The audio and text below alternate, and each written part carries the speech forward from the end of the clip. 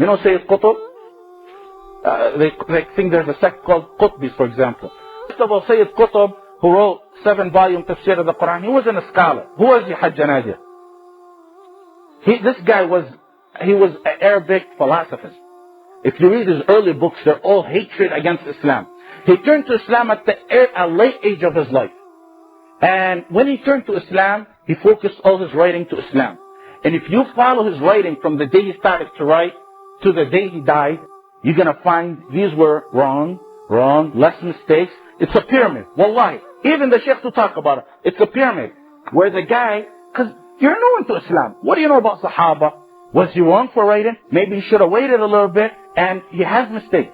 But does that defame his character? Does that make him a kafir or a fasiq? The guy did mistakes. Even the people who talk about him tell you, towards the end of his life, if you follow his ways in his books, he was on the Quran and the Sunnah according to the Sahaba. Okay.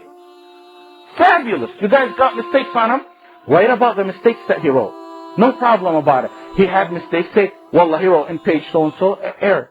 Malik did that to Abu Hanifa. Abu Hanifa did that. But to say and accuse that poor dead man, actually a stance that he took before he died is worse than all the scholars of our time today.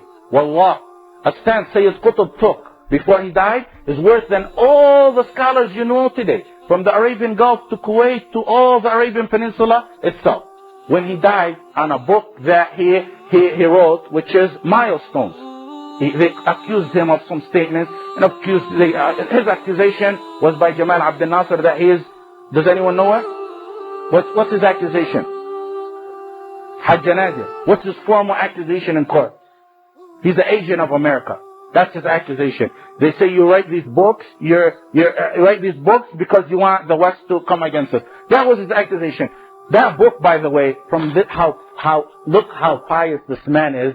That book is taught in this university by professors in this school right here, in U of M, Dearborn. This guy died about 30 years ago, and his books still move on today because, inshallah, that he was sincere in his work.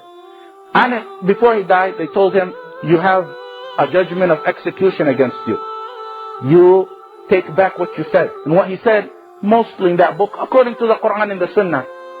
And they sent him, before he died, his sister, who was also in prison. And his other brother, Muhammad, who's still living, who was also in prison. They sent his sister, to sympathize. Tell him, recant what you said.